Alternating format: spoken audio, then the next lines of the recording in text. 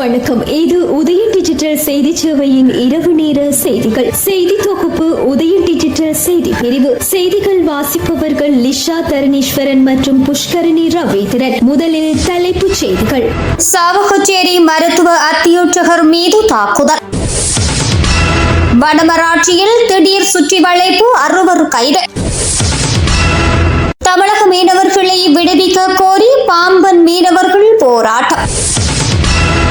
அட்லாண்டிக்கில் கவிழ்ந்தது குடியேற்றவாசிகளின் படகு. ஒலிம்பிக் வாய்ப்பை நூலிழையில் தவறவிட்டு இலங்கை வம்சாவளி பெண். தொடர்பான உள்நாட்டு செய்திகள்.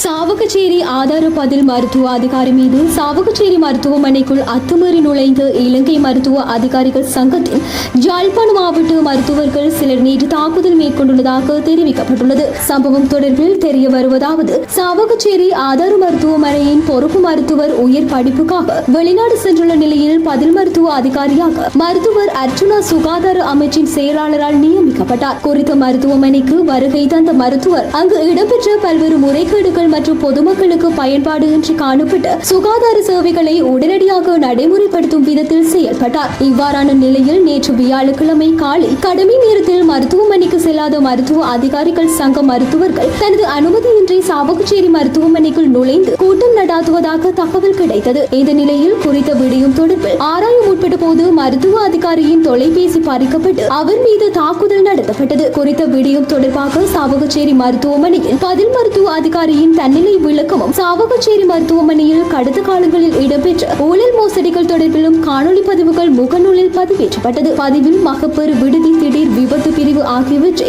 உடனடியாக நடைமுறைப்படுத்துமாறு பணிப்புரைகளை விடுத்ததன் எதிரொலியாக முன்னாள் வடமாகாண சுகாதார பணிப்பாளர் மருத்துவ கலாநிதி ஆறுமுகம் கேதீஸ்வரன் தூண்டுதலின் பேரில் தனக்கு எதிராக மருத்துவ அதிகாரிகள் சங்கத்தை களம் இறக்கி தன்னை குறித்த மருத்துவமனையில் இருந்து அப்புறப்படுத்த நடவடிக்கைகள் மேற்கொள்ளப்பட்டதாக தெரிவித்துள்ளார். இது தொடர்பில் அவர் மேலும் தெரிவிக்கையில், குறித்த மருத்துவமனையின் வளங்கள் மக்களுக்கு பயன்படுத்தப்படாத நிலையில் திட்டமிட்ட முறையில் இருட்டடிப்பு செய்யப்படுவதாகவும் மகப்பேற்று விடுதியை கூட இயங்க விடாமல் வைத்திய குழு ஒன்று தடுப்பதாகவும் தெரிவித்துள்ளார். தனியார் மருத்துவமனையில் கடமையாற்றும் மருத்துவர்கள் சிலர் சேர்ந்து குறித்த மருத்துவமனையினை மழுங்கடிக்கும் முயற்சியில் கடந்த காலங்களில் செயற்பட்டதாகவும் தான் இந்த மருத்துவமனைக்கு வருகை தந்ததும் இவ்வாறான விடயங்களுக்கு இடம் கொடுக்க மாட்டேன் என தெரிந்த நிலையில் இவ்வாறான சம்பவங்கள் அரங்கேற்றப்படுகின்ற நிலையில் தான் மேற்கொள்ளப்பட்ட தாக்குதல் சம்பவம் தொடர்பில் சாவகச்சேரி போலீஸ் நிலையத்தில் முறைப்பாடு செய்யப்பட்டுள்ளதாகவும் போலீசார் நடவடிக்கை எடுக்க தயங்குவதாகவும் பாதிக்கப்பட்ட மருத்துவர் குற்றம் சாட்டினார். முல்லைத்தீவு ஐயங்கர் குளம் போலீஸ் பிரிவுக்கு உட்பட்டு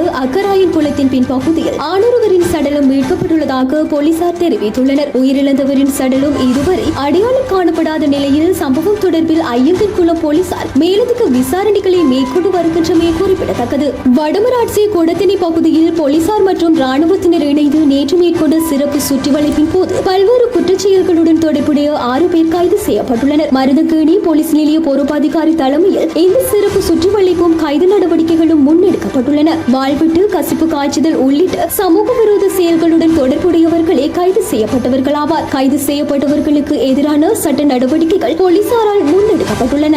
யாழ்ப்பாணம் நகர் பகுதியில் பழுதடைந்த தயிரை விற்பனைக்காக வைத்திருந்த பால் உற்பத்தி பொருட்கள் விற்பனை நிலையத்தை நடாத்தி சென்றவருக்கு எதிராக நீதிமன்ற நடவடிக்கை எடுக்கப்பட்டுள்ளது. பொது சுகாதார பரிசோதகரினால் குறித்த பால் உற்பத்தி விற்பனை நிலையம் திடீர் சோதனைக்கு உட்படுத்தப்பட்ட வேளை பழுதடைந்த நிலையில் ஒரு தொகை தயிர் விற்பனைக்காக வைக்கப்பட்டிருந்த நிலையில் மீட்கப்பட்டுள்ளது. மேலும் விற்பனை நிலையத்தில் சுகாதார நடைமுறைகளை கடைபிடிக்காது பால் உற்பத்தி பொருட்கள் விற்பனை செய்யப்பட்டு வந்தமையும் கண்டறியப்பட்ட நிலையில் இவை தொடர்பில் பொது சுகாதார பரிசோதகரினால் யாழ் மேலதிக நீதிவான் நீதிமன்றில் வழக்கு தொடரப்பட்டது. வழக்கு விசாரணையின் போது விற்பனையாளர் தன் மீதான குற்றத்தை ஏற்றுக்கொண்டதை அடுத்து அவரை கடுமையாக எச்சரித்த மன்று 30,000 தண்டம் விதித்ததுடன் விற்பனை நிலையத்தில் காணப்படும் சுகாதார குறைபாடுகளை நிவர்த்தி செய்யும் வரையில் விற்பனை நிலையத்தை சீல் வைத்து மூடுமாறு மன்று உத்தரவிட்டுள்ளமை சுட்டிக்காட்டத்தக்கது. கிளிநொச்சி தர்மபுரம் போலீஸ் பிரிவுக்கு உட்பட்டு கல்லாறு பகுதியில் இன்று காலை விசேட சுற்றிவளைப்பு நடவடிக்கை முன்னெடுக்கப்பட்டது. போலீசார், ராணுவத்தினர் மற்றும் சிறப்பு அதிரடிப்படையினர் இணைந்து மேற்கொண்ட இச்சுற்றிவளைப்பில் பல்வேறு குற்றச்செயல்களுடன் தொடர்புடைய பல சந்தேக நபர்கள் கைது செய்யப்பட்டுள்ளனர்.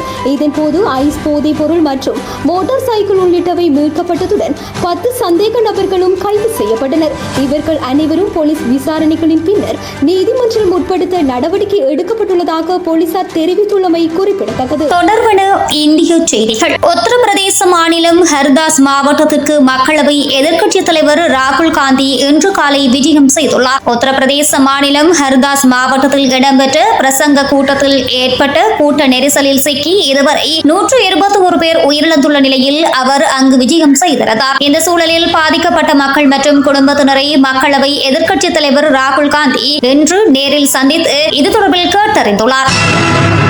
சிங்கப்பூரில் இருந்து திருச்சி நோக்கி வந்த ஸ்கூட் விமானத்தில் வந்த பயணிகளின் உடைமைகளை சுங்கத்துறை அதிகாரிகள் நேற்று சோதனை செய்து கொண்டிருந்த போது சந்தேகத்திற்கு இடமான பயணி ஒருவரின் உடைமைகளை சோதனை செய்த வேளை அவர் தனது காலில் அணிந்திருந்த மூட்டுவலி பட்டையில் 1.16 கோடி ரூபாய் மதிப்பிலான 1605 கிராம் தங்கத்தை மறைத்து வைத்தது கண்டறியப்பட்டுள்ளது. இதனை பறிமுதல் செய்த சுங்கத்துறை அதிகாரிகள் அந்த பயணியை கைது செய்து தொடர் விசாரணை மேற்கொண்டு வருகின்றனர். கட்டிங் பிளேயர் கம்பிகளுக்குள் மறைத்து தலைமுடிக்குள் மறைத்து வைத்து பேஸ்ட் வடிவில் பேரிச்சம்பள கொட்டைகளை நீக்கிவிட்டு அதற்கு பதில் தங்கத்தை வைத்து ஊட்டச்சத்து பவுடருக்குள் தூளாக்கி பிரவுன் டேப்பிற்குள் பவுடர்களாக என நூதனமான முறையில் கடத்தல்காரர்கள் தங்கத்தை கடத்தி வருவது சுவாரஸ்யம் தரக்கூடிய செய்திகளாக மாறியுள்ள நிலையில் இந்த சம்பவம் பதிவாகியுள்ளமை குறிப்பிடத்தக்கது.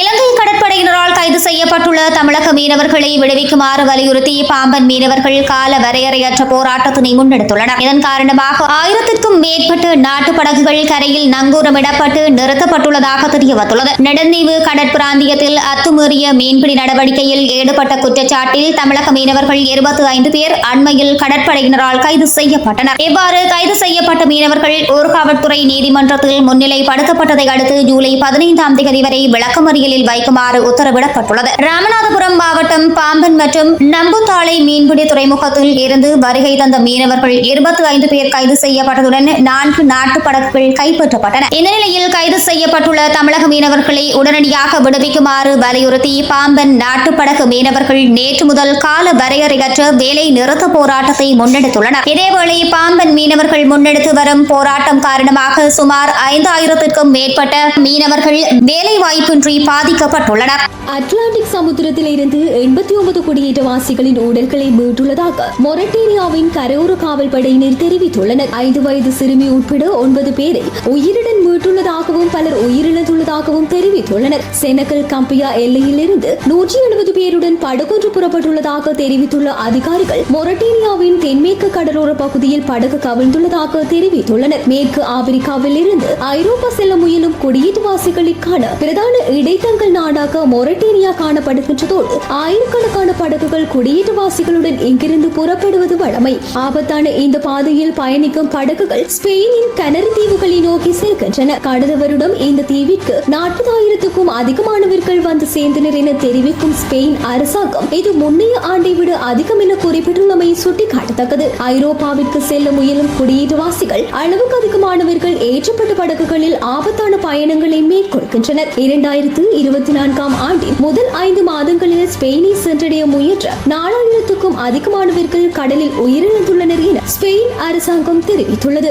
எதிர்வரும் ஜனாதிபதி தேர்தலில் ஜனநாயக கட்சியின் வேட்பாளராக தான் போட்டியிடுவது உறுதி என அமெரிக்க ஜனாதிபதி ஜோ பைடன் தெரிவித்துள்ளதாக அவர்சார் தரப்பு பிரச்சார குழு மின்னஞ்சல் மூலம் தெரிவித்துள்ளது. குறித்த மின்னஞ்சலில் ஜனநாயக கட்சியின் வேட்பாளர் நான் போட்டியில் நீடிக்கின்றேன். யாரும் என்னை விலகும்படி சொல்லவில்லை. நானும் இதிலிருந்து வெளியேறவில்லை. இறுதி வரை போட்டியில் இருப்பேன். இந்த தேர்தலில் நாம் தான் வெற்றி பெற போகிறோம். நவம்பரில் ட்ரம்பை வீழ்த்த எனக்கும் கமலா ஹாரிஸுக்கும் உதவுங்கள் என தெரிவிக்கப்பட்டுள்ளது. கடந்த வாரம் அமெரிக்க தொலைக்காட்சி ஒன்றில் ஒளிபரப்பப்பட்ட தேர்தலுக்கான முதல் விவாத மேடையில் முன்னாள் ஜனாதிபதி டொனால்டு டிரம்புடன் தற்போதைய ஜனாதிபதி ஜோ பைடனும் பங்கேற்றிருந்தனர். இதில் டொனால்டு டிரம்ப் அதிரடி தொனியில் பேசிய போது ஜோ பைடன் அமைதி காத்தமை தற்போது பேசப்பட்டு வரும் நிலையில் விவாதத்தின் போது டிரம்புக்கு பைடன் பதிலடி கொடுக்க முயற்சித்த போதும் அவர் தடுமாறியமை நேரலை நிகழ்ச்சியை பார்த்துக் கொண்டிருந்தவர்களுக்கு அதிர்ச்சியை ஏற்படுத்தியது. இது ஜனநாயக கட்சியை சேர்ந்தவர்களுக்கும் அதிர்ச்சியாக அமைந்தமை சுட்டிக்காட்டத்தக்கது. இதனையடுத்து வேட்பாளர் ஜோ பைடன் மாற்றப்படலாம் என்ற கருத்து நிலவி வந்த நிலையில் தற்போது ஜோ பைடன் தரப்பில் இந்த விளக்கம் அளிக்கப்பட்டுள்ளமை குறிப்பிடத்தக்கது. தொடர்பான விளையாட்டு செய்திகள். மறைந்த வீரர்களின் நினைவாக அராலி ஜேம்ஸ் விளையாட்டுக் கழகத்தினர் ஒரு அணியில் 7 பேர் கொண்ட இரு அணிகளுக்கு இடையிலான உதைப்பந்தாட்ட போட்டியை நடத்தி வருகின்றனர். இத்தொடரின் இறுதிப் போட்டி மேற்படி கழக மைதானத்தில் கழக தலைவர் இ. சசிகரன் தலைமையில் நாளை மதியம் 2 மணிக்கு இடம்பெறவுள்ளது.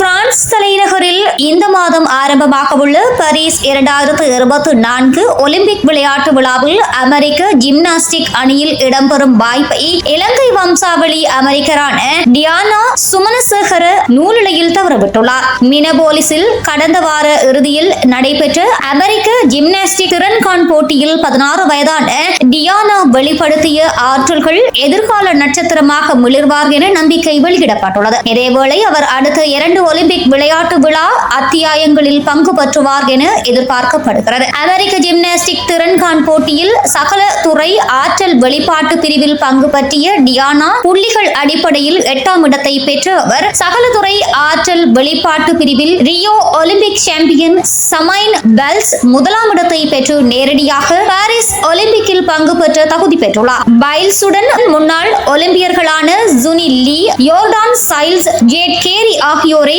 அமெரிக்க ஜிம்னாஸ்டிக் தெரிவு குழுவினர் தெரிவு செய்துள்ள நிலையில் ஒலிம்பிக் அறிமுக மற்றும் 5வது வீராங்கனையாக அமெரிக்க அணியில் ஹெல்லி ட்ரிவோரா இடம் பிடித்தார். அவர்களை விட திறன்காண் போட்டிகளில் 6ஆம் இடத்தை பெற்ற ஜாலிசின் ரொபர்ட்சன் 7ஆம் இடத்தை பெற்ற லியோன் வெங் ஆகிய இருவரும் பயணிக்கும் பதில் ஒலிம்பிக் வீராங்கனைகளாக குழுவில் சேர்த்துக் கொள்ளப்பட்டுள்ளனர். டியானா சுமனசேகர 8ஆம் இடத்தை பெற்றதால் ஒலிம்பிக் செல்வதற்கு இன்னும் 4 வருடங்கள் காத்திருக்க நேரிட்டுள்ளது. செப்டம்பர் மாதம் தனது 17வது பிறந்த நாளை கொண்டாடவுள்ள டியானா சுமனசேகரவின் எதிர்காலம் பிரகாசமாக இருப்பதாக ஜிம்னாஸ்டிக் விமர்சகர்கள் குறிப்பிட்டனர். கலிபோர்னியாவில் பிளப்செட்டன் என்ற இடத்தை சேர்ந்த டியானா இதுவரை 7 சர்வதேச போட்டிகளில் கலந்து கொண்டு திறமையை வெளிப்படுத்தியுள்ளார். பாரிஸ் ஒலிம்பிக் விளையாட்டு விழாவுடன் பைல்ஸ் விடைபெற்றுள்ளதால் லாஸ் ஏஞ்சலில் 2028 ஒலிம்பிக் விளையாட்டு விழாவில் அவரது இடத்தை டியானா சுமனசேகர நிரப்புவார் என எதிர்பார்க்கப்படுகிறது.